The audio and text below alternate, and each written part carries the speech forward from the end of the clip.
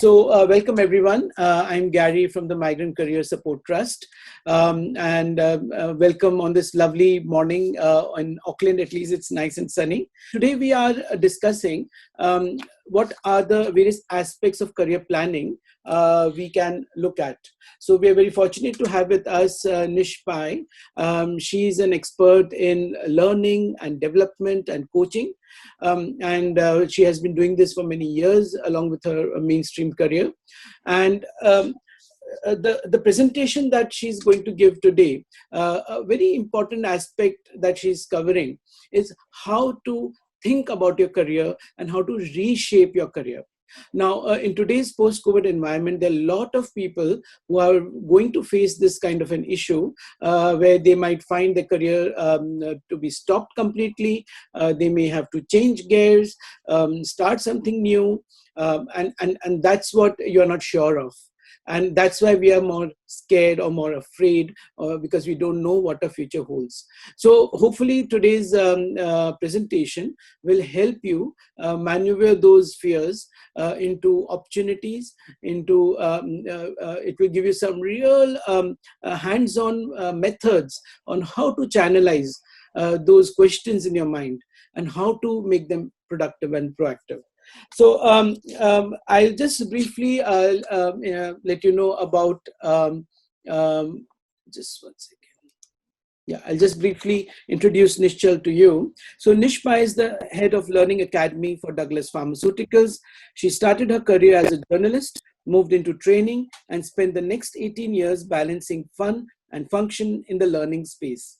She has worked across 3 countries, India, UAE, and New Zealand, 6 industries, and is certified in coaching, instructional design and delivery, MBTI, FIRO-B, Kirkpatrick, NLP, and Ken Blanchard's situational leadership. And I hope I pronounced that correct. Absolutely. Her professional goal is to foster an organizational environment that celebrates individualized development, multifaceted diversity, and authentic leadership. So I present to you Nishchal Pai. And over to you, Nishchal.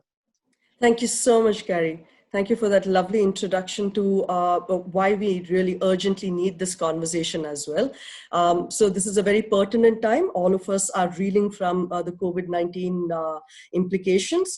And I've had lovely conversations with a lot of my colleagues who are rethinking their life.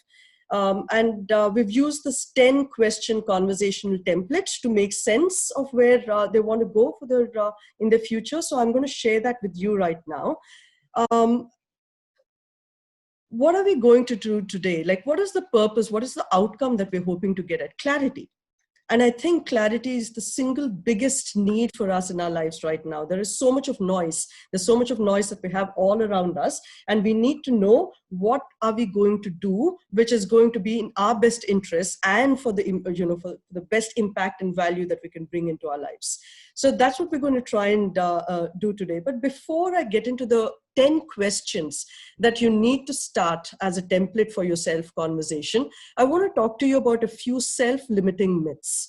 Now, these are the myths that stop you from being the best version of yourself, for putting the time, the investment that you need to do into your personal development. Myth number 1. Yeah, the myth number 1 is that this is a once in a lifetime decision. So you took a call when you were 20, when you were fresh-faced out of university or of college, and you said, this is my career. And now you feel guilty about doing any kind of a change to that plan. You're like, oh no, I did my engineering, I did my medical, I did my CA exams, and that's it. So I'm a chartered accountant for life. Now I'm an engineer for life. Now I spent all that money, all that time, and we get stuck. Let me give you a statistic that might free you from this particular myth. And this is the statistic. On an average, any individual changes careers and industries at least 5 to 7 times in their lives. At least 5 to 7 times. So flexibility and the ability to change is possibly the single biggest skill that you can bring to the table. The second one, how many times have you said this? I wish I won the lotto. If I win the lotto today, and oh, by the way, it's 13.6 million today, right, in the lotto. So anybody who's interested, go buy that ticket. Man, I sound like I'm a commercial advocate of lotto. No, but coming back. So what I want to talk about here is, if if you think about it, you've said this many times to yourself. If I win the lotto today, what I'll be doing is sipping pina coladas on a Jamaican beach for the rest of my life. And we undersell the need for accomplishments. We undersell the need for ambition. We undersell the need for a direction, a goal to work towards. As human beings, that's what gets us out of bed every single day in the morning. When you have a higher calling, when you have a higher purpose, that is what gives you the impetus to lead a better life. So I always say this to people: how can you be more? How can you do more? So don't undersell yourself by saying, I'm in a punch in, punch out person. I'm a person who has a job, not a career. And I'm going to challenge you. As I said before, we have 90,000 hours in our lives to absolutely unleash our potential through. The third one, I'm an old dog. I cannot learn new tricks. I work with a lot of people who are in their 40s, in their 50s. And recently, during the COVID lockdown, we did an entire digital learning curriculum across our organization. And I got a lot of pushback from people across a particular age group who said, hey, Nish, I can't do this. Online learning is not my deal. Just get me into a classroom. I'll discuss. I can talk to you, but I don't want to learn these digital skills. And I feel that this is a self-limiting belief. That doesn't allow us to see what we're capable of. We're in a constant lifelong learning zone, and that is what I'm going to talk to you about. How do you get there? What are some tools that are available to us within our learning sphere that you can absolutely use today? The fourth one, and please don't get me wrong, I'm a huge advocate of hard work, but I'm going to talk to you today about smart work. How do I work smart? Hard work is not enough. Once you start working smart, it has to be accentuated with hard work, yes, but it's not enough to just keep putting your head down and trying and trying and trying and not succeeding and then feeling bad and letting go. So I will talk to you about our SMART model and what that means within your career road mapping. So these are the 4 things I want you to challenge in your mind before you look at the 10 conversation starters that I have for you. Why should we do this? Because it's enough. I think it's enough for us to be on the hamster wheel. We've been going and going and going. It's time to step back now and to empower yourself and to enable yourself to be a better version of yourself. And how do we do this? Your career is a constant interplay of 3 types of conversations. Dependence. How can I be the best version of myself? Independence. How can I get that autonomy and mastery over the things that I do? And finally, interdependence. Who are the people in my ecosystem who can help me get where I deserve to be? This is not a solo game. And this is the first thing that I want you to disabuse yourself of. This is not a solo game. You need people in your life who can take you where you deserve to be. So what we're going to do is across these 3 verticals, I'm going to show you the questions that you can ask and have a real pause and reflect moment across these 3 areas. So let's go into reflecting right now. So dependence is all about reflecting. It's about figuring out who you are before you talk about what do I want. Who am I is a very important question. It's more than just philosophy. It's actually a science of knowing yourself. What does the science of knowing yourself consist of? 3 questions. What are my drivers or what are my strengths? And this might sound a little interesting to some of you. What can I monetize? And the third one, how can I be of service? How can I connect? How can I contribute? So I'm going to go through each one of these questions with you. Let's start the journey with thinking about what my strengths are. This is what happened to me almost a decade back, and which is why I started this conversational template with myself. I went into an interview 10 years back. I was applying for a job that I really, really wanted. I didn't get it. I want to talk to you about what I did wrong because I think we need to learn from each other's mistakes. What was the big mistake I made? So I went into that conversation and they asked me, so what's your strength? And I said to the person who was interviewing me, oh, I'm really, really committed and loyal. I'll put in 24 hours into this job. Whatever you ask of me, I'll be the first person to be able to do it for you. I pretty much sounded like a doormat. think the one reason I lost that job when I didn't get my foot into the door was because I sounded like that. The 21st century job market does not require doormats. It requires critical thinking individuals. Yeah. And so you need to know the first currency that you'll carry into the job market is to know what you're really good at and to know how to pitch that. And that's what this entire dependence area is all about. And so how do you get into this conversation with yourself? I want you to go back into every phase of your life. Think about the start. In your childhood, what were the things that you loved doing? Right? Then go on into your teenage years, move into your college, move into your university days. Then move into your first job if you've started your career already. If you haven't, stop there and take a little bit of a reconnaissance conversation, and then keep going into the various phases of your life and think about every career fantasy. Think about every activity that gave you satisfaction, and think about what people around you are telling you. What are you good at? What do people praise you for all the time? In that same interview, when they asked me what my strength was, I said, I'll do whatever you ask me to do. Horrendous response. When they asked me what my weakness was, I spoke to them for 10 minutes at a stretch about every single thing I was bad at. Imagine this. When they asked me about what my strength was, I had no clue, but I was very conversant in the art of putting myself down. And I want you to flip that for yourself. And that's the first step of a career roadmap. Note the patterns that you see in each one of these. So when I was a young child, I wanted to be a newsreader. Then I wanted to be a primary school teacher. Then I wanted to be a yoga instructor.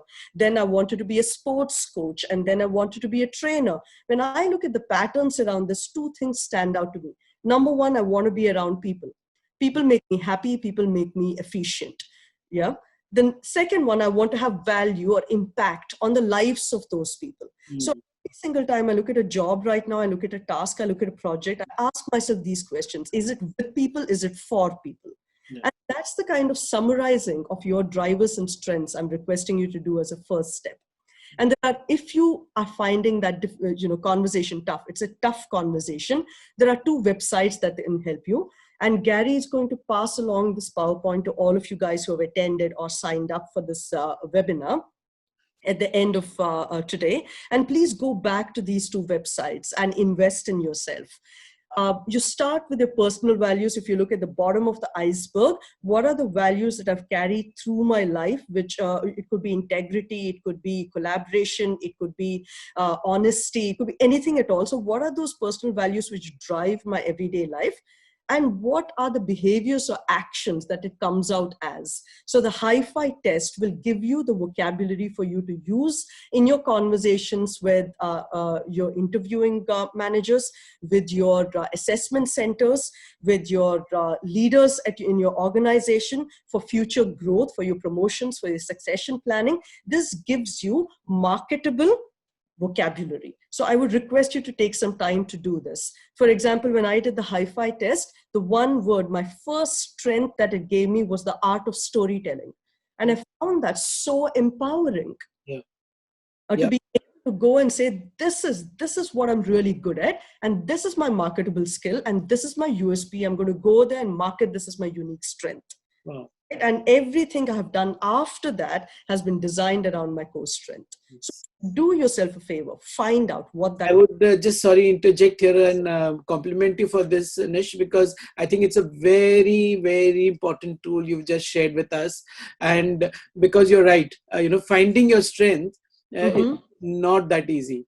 It's easier said than done, so maybe if you write our top 5 strengths, I can write 1 or 2, and they will not be objective. Yes. That's another point, getting an objective top 5 strengths. So sorry, I had to just interject and compliment you for that. Thank you so much. I can't thank you enough for this. Yeah. And I think that's the first investment we need to make in ourselves. Find out what we're really good at and market the bejesus out of it, so that everybody knows what we're good at. The second thing, and this is a little bit of a reality check, guys. Everybody talks about passion and purpose these days. Everybody says, go find your passion, what you love doing. But I'm going to check you a little bit over here. With this question, can I make revenue out of my passion? Yeah. this is not every job and career will allow you to use all your skills. Just like no one relationship can fulfill all your needs. So don't put that stress on yourself. Like, really good at this. This is my passion. Oh my God, I've got to make money out of this. Many times in your career, and it's okay to be here, you will say that while I'm on the journey to find what I love doing, I will do what I like doing. And that's an okay space to be. And while you do what you like doing, you'll eventually find what you were meant to do. Yeah. That's number one. Number two, what is my sustainable career? I want you to make that distinction for yourself between a passion and a monetizable passion. Some passions are meant to remain hobbies. Some passions are meant to be done on weekends, over your spare time. They're not meant to give you your livelihood, because we have careers for three reasons: for security, for savings, and for service. Yeah. The first two are basic human needs. And if your career, if your job is not meeting your basic career need, I would request you to rethink. Yeah. I would request you to find something that takes away the stress of everyday life. Yeah. And then allows you the freedom and the space to be the best version of yourself. If you're constantly thinking about, I can't make the rent. If you're constantly thinking about, I cannot send my child to the right school. I constantly thinking about, I don't know in the next 5 years what I'm going to do. You are doing yourself a disfavor. Monetize your passion, right? Sustainable career is what we're on for. And I cannot stress on this enough for you. Service and contribution. As much as we say that we're in this for ourselves, working for just money is not enough to sustain you as a human being. It just is not. And I've quoted Mahatma Gandhi over here, who says the best way to find yourself is to lose yourself in the service of others. For those of you who know me, know that approximately 1.5 years back, I had a massive, I was part of a massive road accident, was in a wheelchair for months together, had to learn how to walk, literally. And it took me on a massive journey of what's the value of my life? What am I doing to make a difference to the people around me? What's the impact I can have? And having that conversation with myself to say that I want to be a conduit between my strengths and what people want and need in their lives and are missing it and don't have access to it has been the hugest unleashing of my potential. I go searching for opportunities now where I can put myself in the service of others. And I think this is one of the most self-validating things you can do for yourself. If you want to be really selfish about it as well, you can say that I validate my skills by being of value to others. And this is my challenge to you, right? No two people have the same combination of gifts. So it's almost your obligation to share yours. Yeah. So again, think about your higher calling. Think about what gets you out of bed in the morning. Service and contribution. And when I talk about that, I want to talk to you about this very beautiful model that I found for myself while sitting on that wheelchair. And it was the Japanese concept of ikigai. And ikigai means I have a reason for being. I have a reason for my existence. And it asks a few questions which I think are beautiful. It says, what do I love doing? What am I really good at? What can I be paid for? And what does the world need? So there's a constant interplay of these four emotions, which will give you your core delight area. Your passion, your profession, your vocation, and your mission, they come together into a confluence of purpose. And when I share the next steps, I'm going to talk to you about a coaching opportunity with me, and I have a template that I take people through to get to them to get them to renew their career for themselves, to reframe their career. And Ikigai is something that I use all the time to have that first self conversation. So when it comes to dependence, I want to summarize: find out what your strengths are, find out what you can make money off, and find out how you can be of service to others. So these are the three things that come into dependence. But then I want to move into independence now, because it's about growth as well. So this is where the planning stage comes. And every planning starts with this one question: what do I not want in my life? We repeat patterns in our lives. We keep making the same mistakes over and over again. We join the same kinds of organizations. We work with the same kinds of leaders. We around the same kind of negative habits that we had, whether it is staying up too late or not sleeping enough or drinking too much coffee or not talking positively about ourselves, whatever it is, we keep doing the same things and expecting different results. Daniel Pink, a very leading researcher when it comes to finding the best job for yourself, he says that there's 3 words you need to think about: autonomy, mastery, purpose. These are the 3 things that will keep you in a job that you love. So you need to find this for yourself. When can I feel in control? When can I feel that I'm using my full potential and I'm growing and learning on a regular basis? When can I feel that my work matters and makes an impact? And if these 3 basic needs are not being met in my career, what can I do next? How can I find myself to be more independent in my job? How can I become the expert that people are coming to? And how can I create value with my job and then make it visible to everybody about the impact that I'm having? So if you feel controlled, if you feel you're not learning, if you feel stuck, if you feel you're in a rut, we get into a cycle of negativity, and that's not going to help us at all if we're thinking about a career. When it comes to this, the biggest gift you can give yourself is to talk about goals. And I don't call them goals anymore, because goals, I think, are the most misused words in corporate life. I call them big rocks. Which are the big rocks that I need to climb to reach the top of my mountain. And on top of the mountain is my highest flag. So what are those big rocks that I need to leapfrog on to get where I want to get at? But I'll tell you a reality. The first time I did a goal setting and I found out what my big rocks were, it scared the bejesus out of me. I was like, oh my God, I'm never going to be able to reach this, because it was so scary to know how big that mountain was. Yeah. It was so scary. I'm like, oh my God, this is going to take so much of time, so much of an effort, because I literally had in front of me a 10-year plan. I said, oh Lord, it's going to take me 10 years to get there. Do I have the energy to sustain myself? And this is my request to you. Think of the pebbles. Everybody tells you this: dream big, set goals, take action. Overwhelming.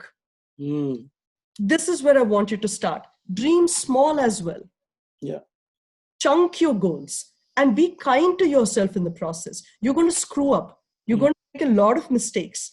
But as long as you're going to reframe that mistake as a learning opportunity, as long as you're going to reframe that mistake as an act of kindness to yourself, you have a way forward. Yeah. Yes, dream big, but dream small too. Yeah. And in order to dream small, this is what I request you to do. And if you see, we've all heard of SMART goals. If you've ever been in university, if you've been in a job in a corporate atmosphere, we have heard of SMART goals. Everybody talks of SMART goals. But I've rejigged the definition of SMART goals to make sense for us. Take a look at what SMART goals are. They are specific. Yes, they're still specific, but have introduced a new concept called motivating. You need to feel an excitement about your goal. Imagine if I'm a foodie, right? I'm a foodie and my goal is I will lose weight in the next 1 month by eating only lettuce and apple cider vinegar. I'm never going to do it. It never happens. It's never going to happen. It's never going to happen. Yeah. You need to be excited and interested in this goal. This goal needs to be something that's come out of your heart and feels to your mind. It has to be a bridge between your heart and your brain. So specific, this is your brain telling you, I want to know exactly what to do. Motivating, it's your heart saying, I agree, put in energy, I'm here with you, I'm backing you up. Yes. And you ask yourself the question, is this attainable? So today, if I say in 1 month I have to lose 20 kilos, no, unless I'm going to do liposuction, no, it's not attainable. So you've got to ask yourself, is it realistic? Is it achievable? And is it relevant? Now, you can talk about organizational goals, which is what I do within my organization. I ask people, is this relevant to Douglas? But I need you to ask yourself, is this relevant to my dream? Yeah. We're working on this small goal, which will it help me climb that mountain, or will it take me on a separate small hill? Yeah. Is it trackable? How do I measure it? How do I know I'm on the right path? How do I measure success? So these are the SMART areas that I want you to think about. Be really specific, engage your heart, and figure out if it's possible for you to attain that goal. Yeah. And the third and the last thing within, I think, independence is, what is my brand? Visibility is credibility.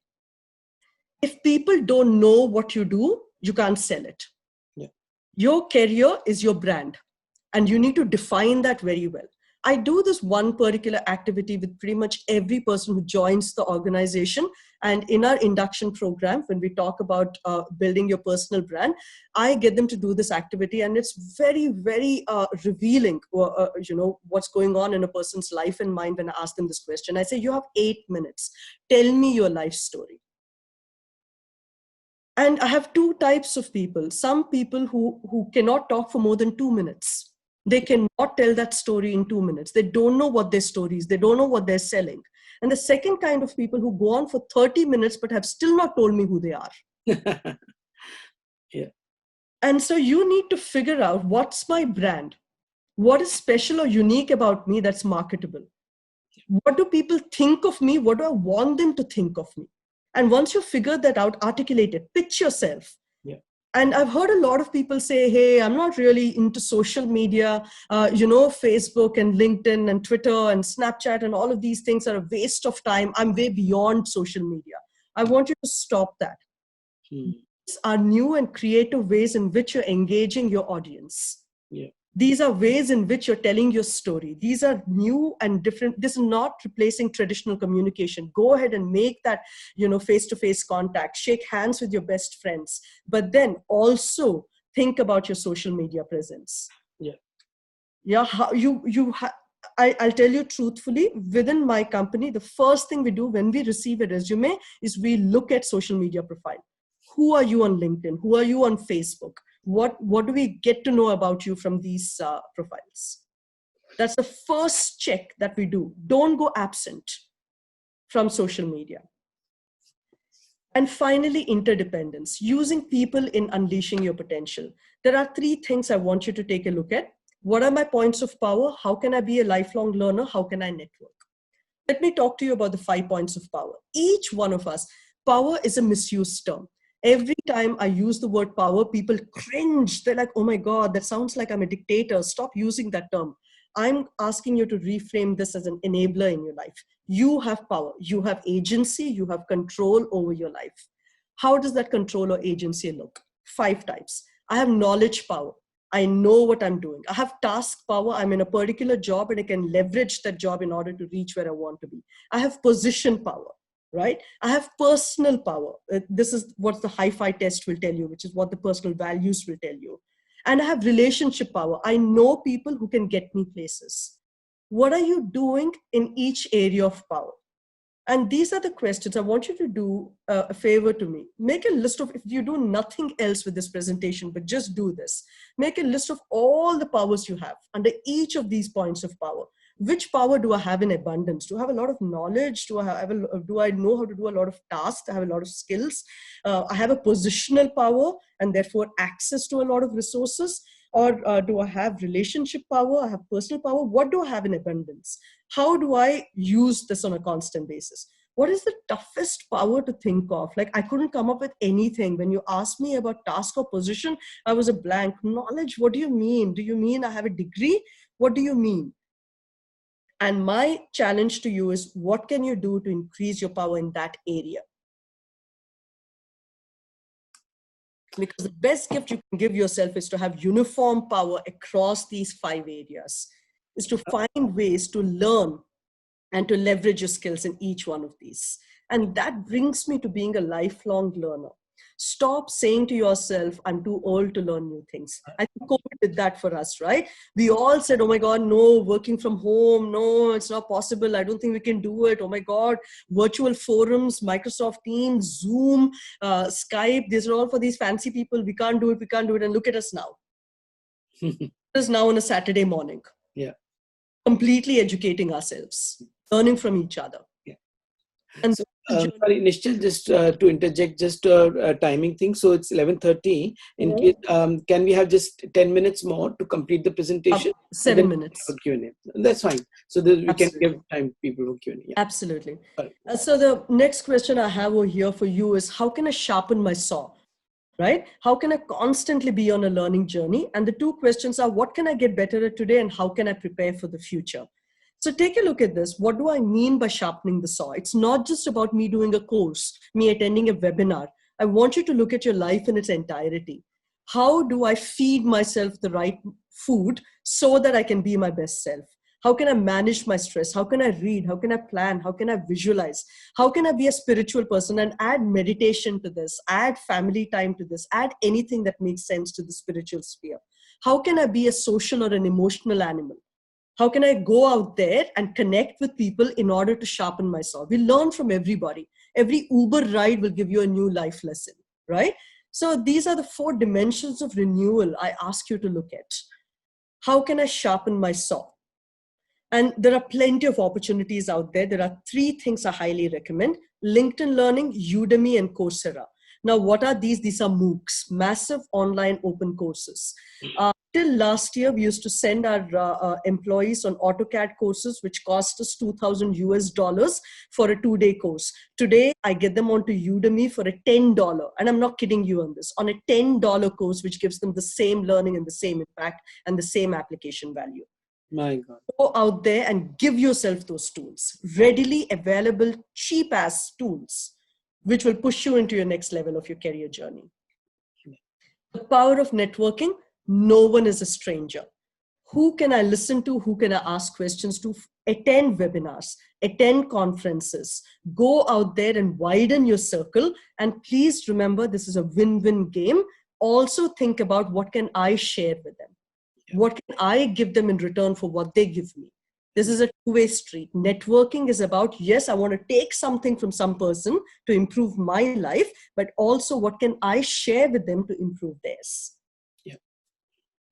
And final question, and I think especially in the COVID scenario, this is the most important one.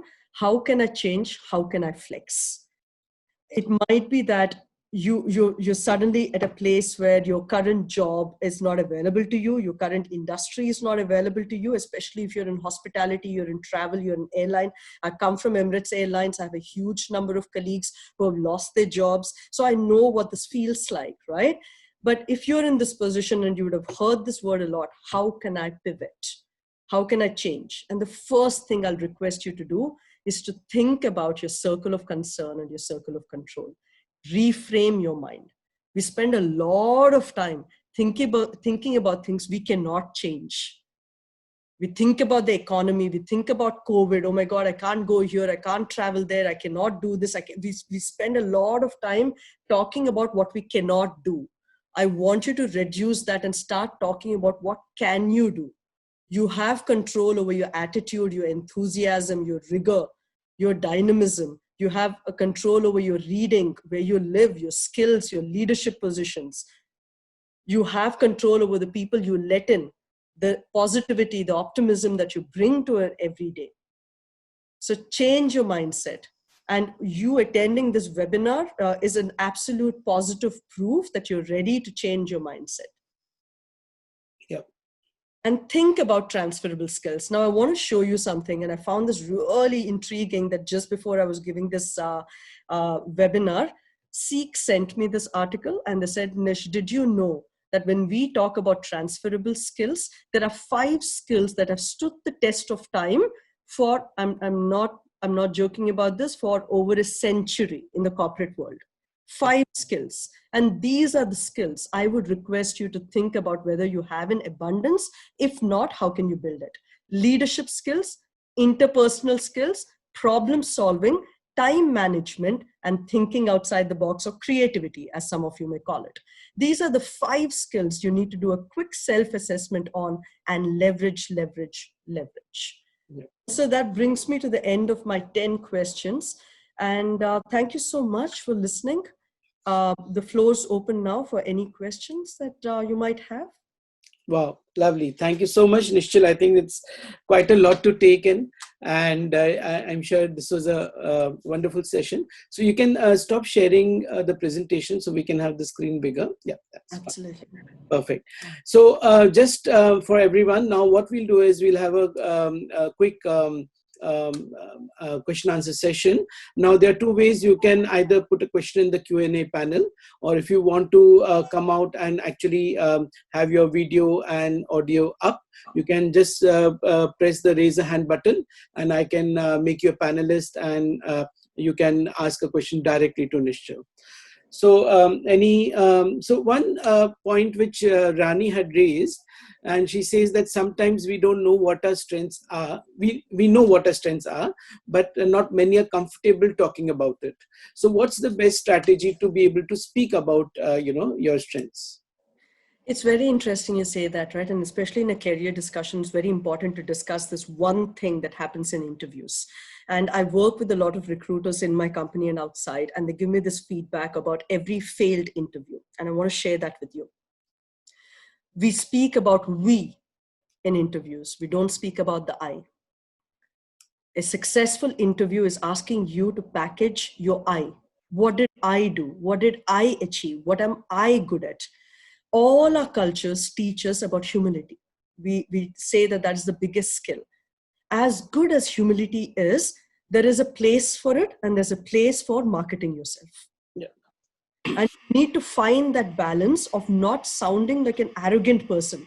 I'm amazing. I was the one who changed the world. I brought this company into existence, versus, what, I've spent a lot of time thinking about what I'm good at, and I'm really good at 5 things, and these are the things.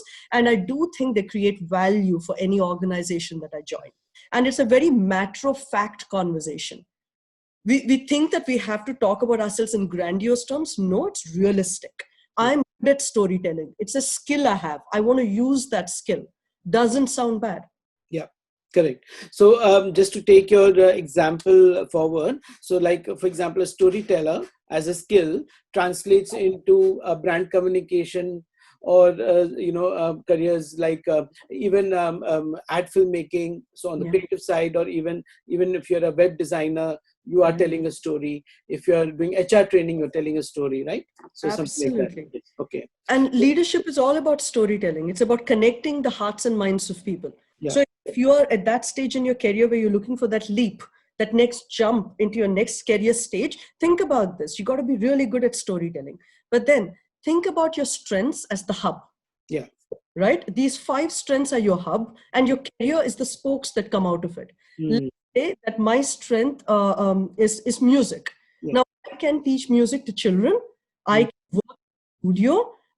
I can create music art with the Tipapa Museum. I can do multiple things with it, but I need to know what my core is. What centers me.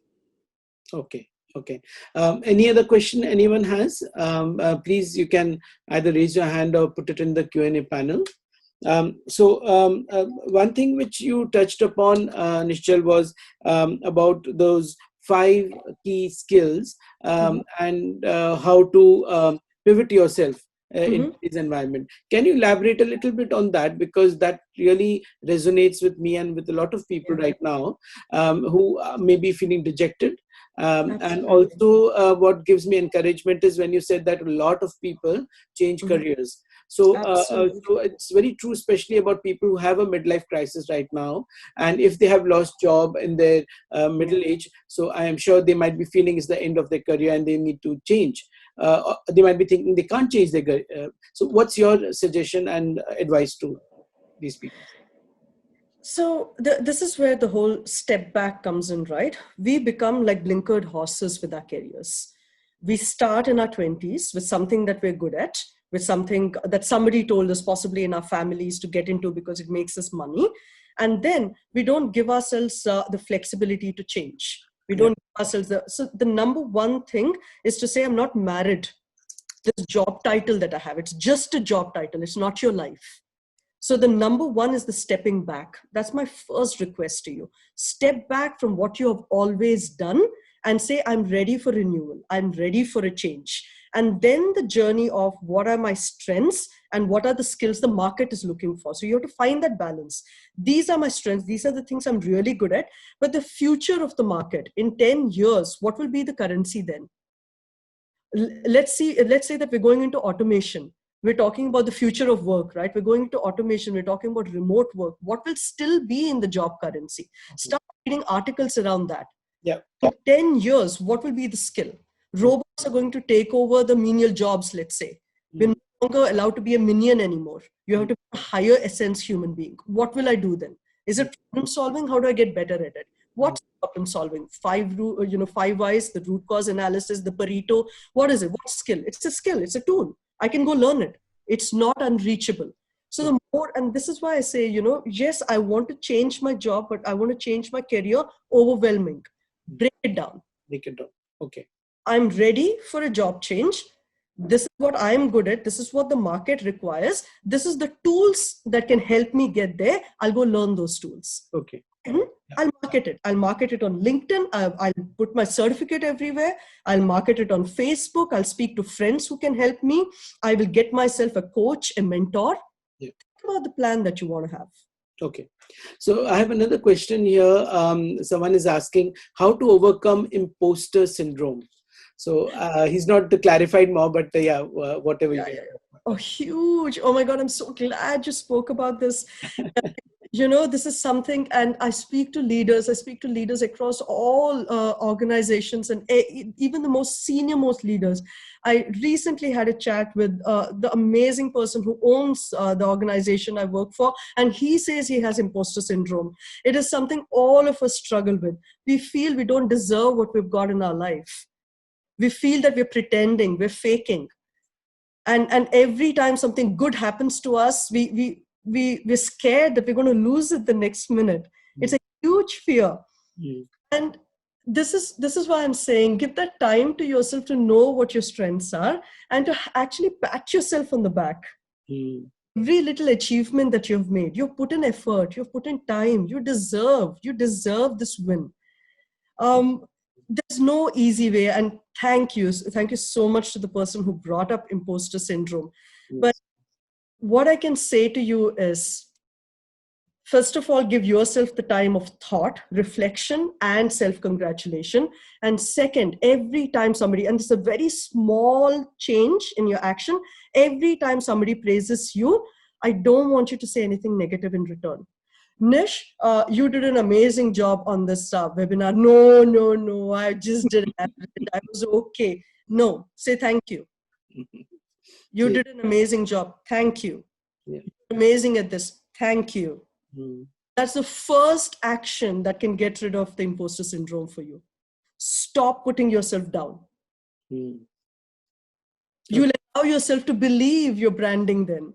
You'll allow yourself to believe your marketing. Allow yourself to believe what other people are saying. Right now, we're deflecting. Yeah. Very, very, very important. Very important. And I think it's very true for our migrant communities. Sometimes we are shy. Sometimes we are conflicting that with being honest or humble. But yes, getting that demarcation is very important, I think. I'll go on to next. It's more of a comment than a question. Rani saying that what are your thoughts on the courses offered by the free course? Basically the free courses that come online sometimes. You think they are good enough, and will that help anyone's career? What are these? What is the source of the free courses? That she has not mentioned. Right. That, yeah. Think about it this way. Think about your default actions, right? Today, if now Gary at the very beginning, when he was introducing me, mentioned a few jargon, a few technical terms. He said, Nish has done a certification in FIRO-B and Kirkpatrick and Ken Blanchard situational leadership.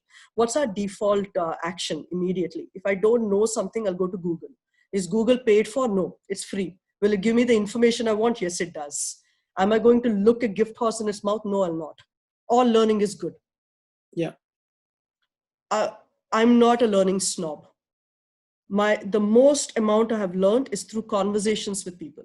It's not been because I have paid millions and millions and thousands of dollars for a really big course. I don't say to you, go to a Harvard, go to a Stanford, go to a Cornell University course. Life will teach you, people will teach you, have conversations, be open to listening and asking questions. So if it's a free course, it makes sense to you, Rani, go for it, go for gold. Yeah, I would like to just add one comment also there for benefit of our attendees.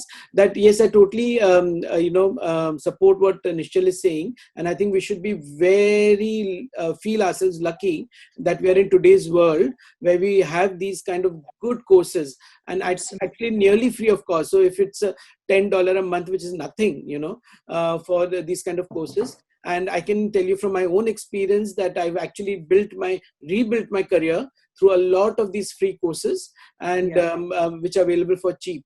And I have I'm not shy of saying that, and I'm very proud of actually saying that I didn't spend thousands of dollars of learning marketing, digital marketing or designing. I actually did a lot of free time, used all my weekends and the nights and the mornings while doing my other jobs, because I knew that I want to build a new career.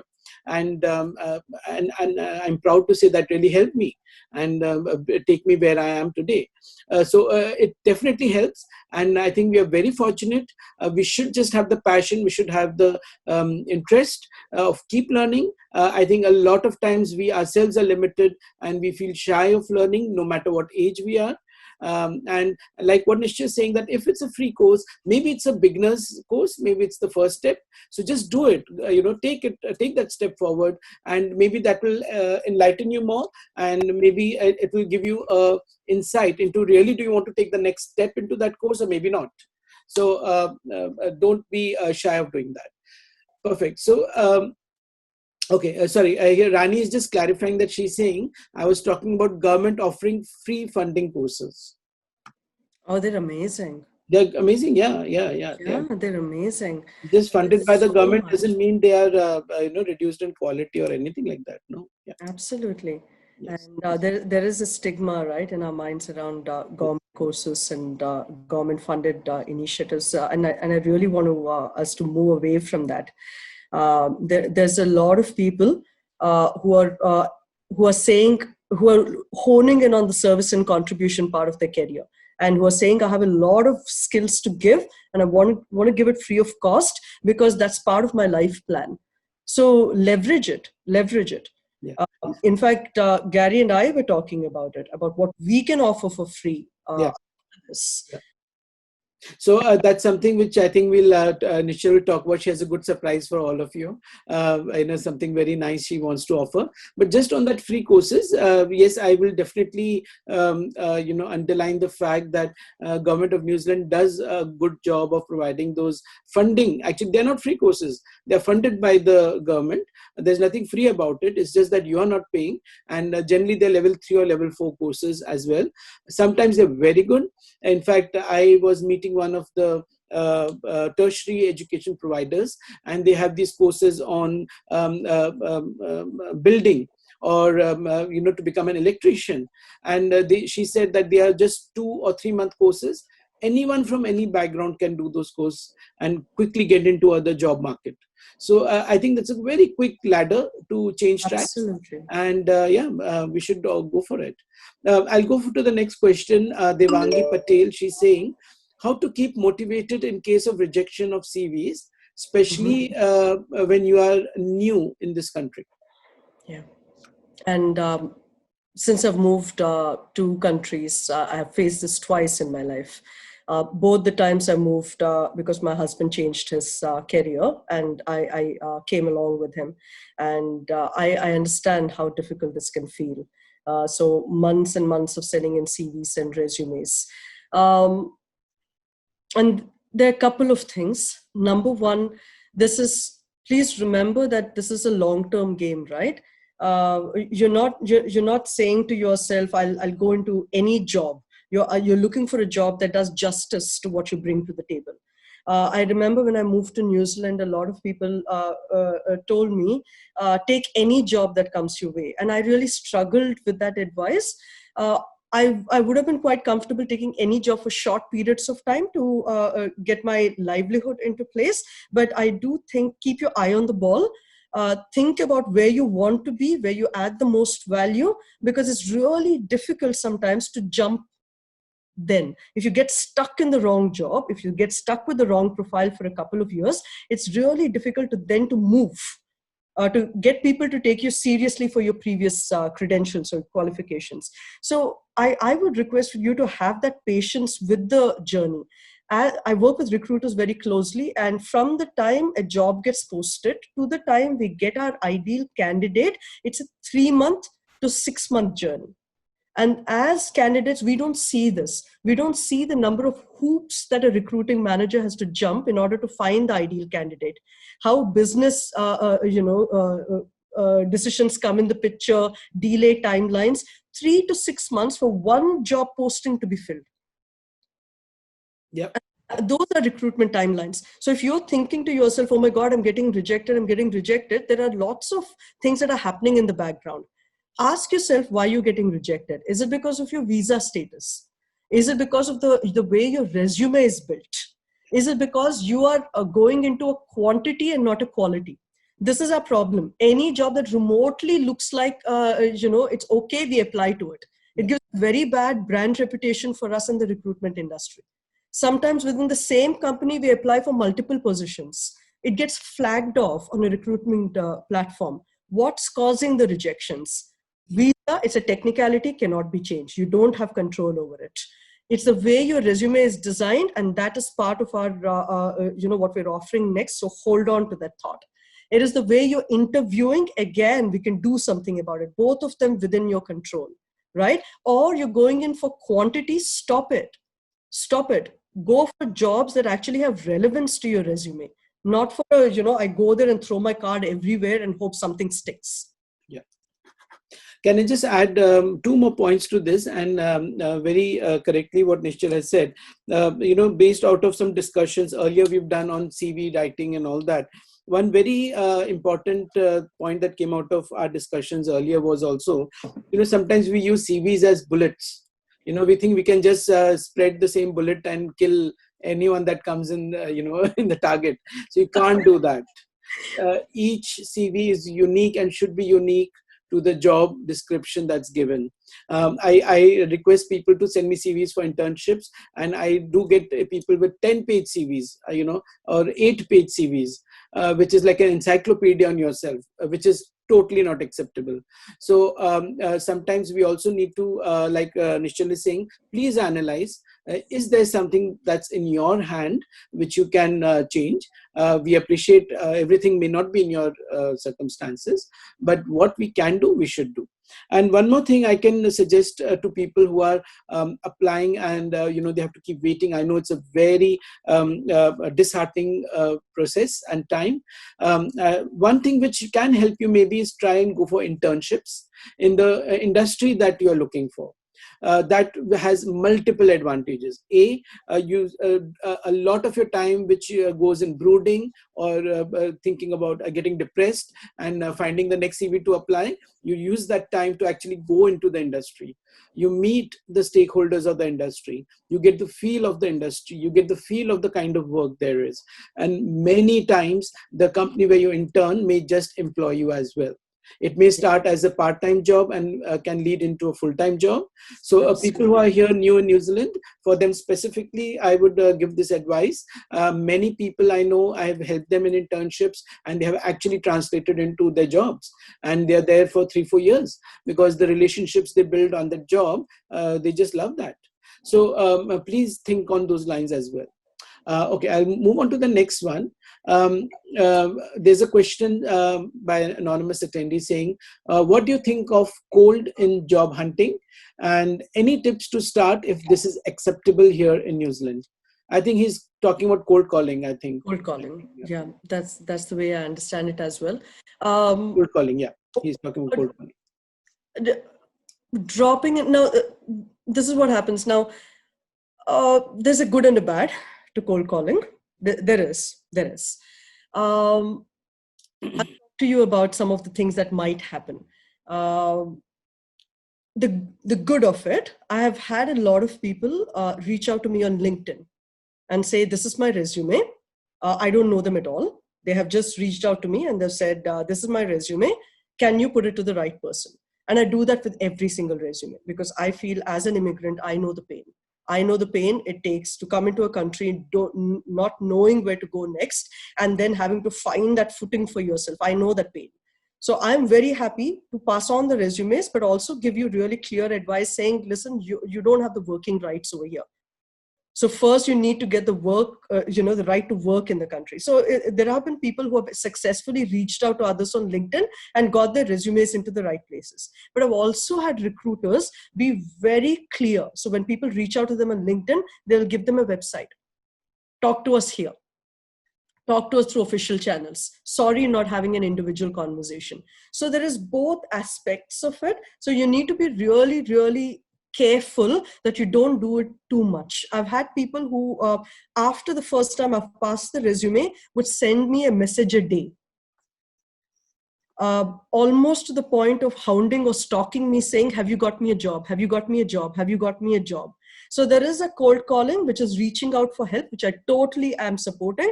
And there is a cold calling, which is not giving respect to the person you're cold calling with. Yeah, completely agree. Yeah.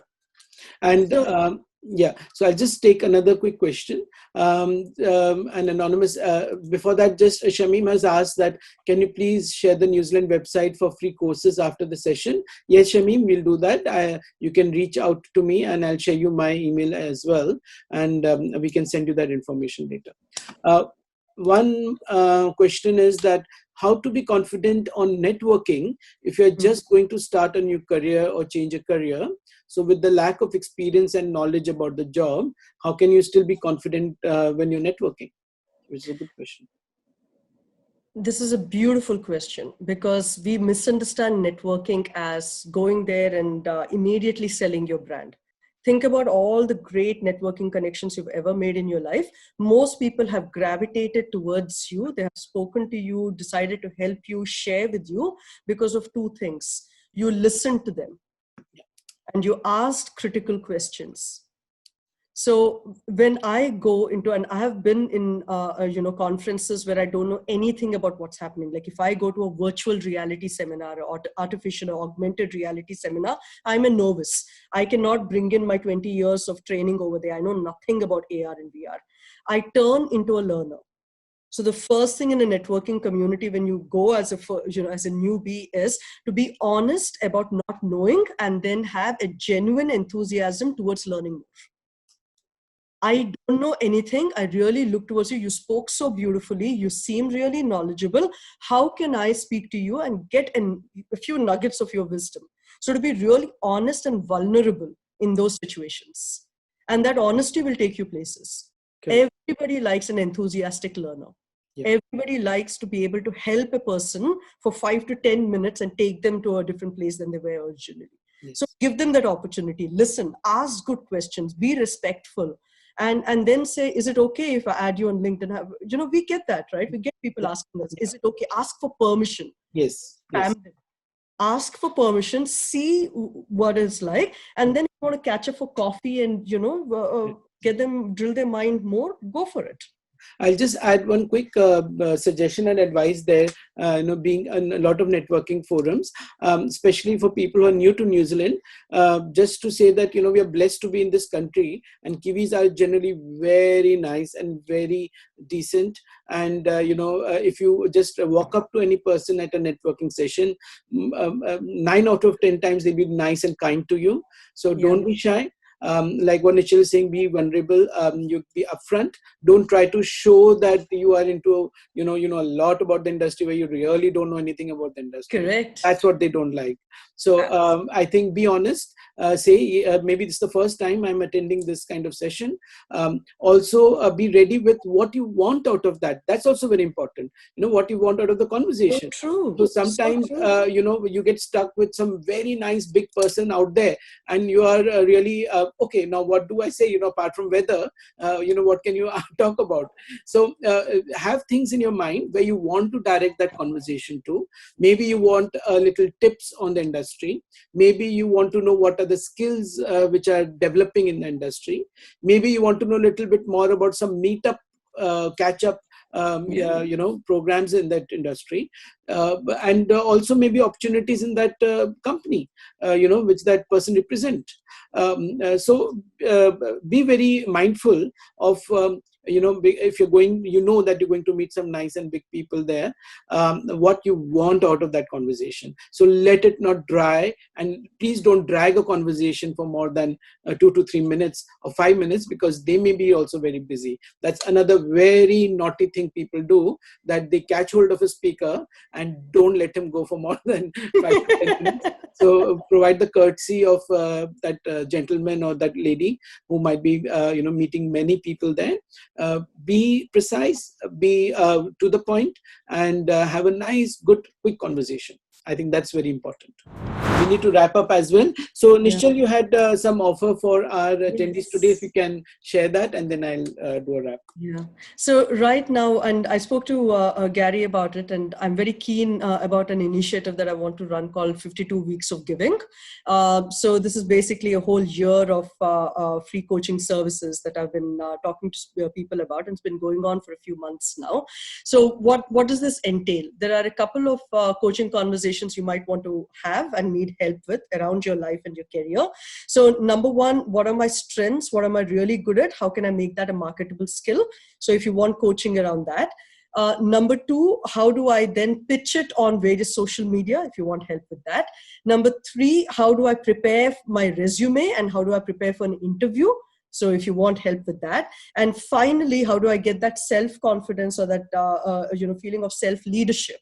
Where I can go and get what I deserve. So there are 4 types of, and this is all put into, like, I've worked across the last 10 years to get myself a conversation template around it. And I would love to share that with you. It takes approximately 30 to 45 minutes after a lot of pre-work that you bring in for us to get to a good space. So look at it as a coaching opportunity for yourself. So if you're interested in that, Gary has my details, and he can help set it up for us. Yeah. So do reach out. More than happy to help in any which way that I can. Okay. Thank you so much, Nischal. And just to clarify that this is a free of cost offer that Nischal is providing, and very kind of her to do that. So I'll just share the details of, you might be already having our information of the Migrant Career Support Trust. And you can reach us out. Stay tuned on our website. That's migrantcareers.org.nz, and through that you can reach our social media channels. And please do follow us on Facebook, LinkedIn, or Twitter, because we keep sharing a lot of job posts and a lot of tips and tricks to help your career. And like Nischal is saying, very important, a lot of jobs are just posted on LinkedIn, and especially the quality jobs, and they just go away. And I see a lot of migrants are still not up to networking on LinkedIn, which should be your first stop and not Facebook. So please stay with us, and we have a lot of such workshops also coming up later in the year. So with this I would like to thank Nischal for giving us her valuable time and this lovely presentation. And as I always say, I hope I had this 6-7 years back when I was struggling in New Zealand. But I still have a lot of things to learn from this today. And, because as she said, the learning never stops, and careers keep changing. So I think that's a very positive note to work with, and gives us the rigor and rejuvenate us to keep searching for the right job. So thank you so much. And if there are any other questions which people have, you can email us. And as Nischal is saying, if you are interested in the coaching session with her, also let me know, and we can collate all the CVs and information and give to Nischal, and then she can get in touch with you. So this is over weekends. This initiative is over weekends. I still have a full-time job, so I would request you to look at that as the time frame. Thank you. Perfect. Thank you so much, Nischal, and thank you to all the attendees for taking out time on a Saturday morning with us, and to all our community partners like Bharatiya Samaj and the Manico Indian Association and others who provide us the forum to invite more people. Thank you so much, and have a nice day. Thank you so much. Thank you.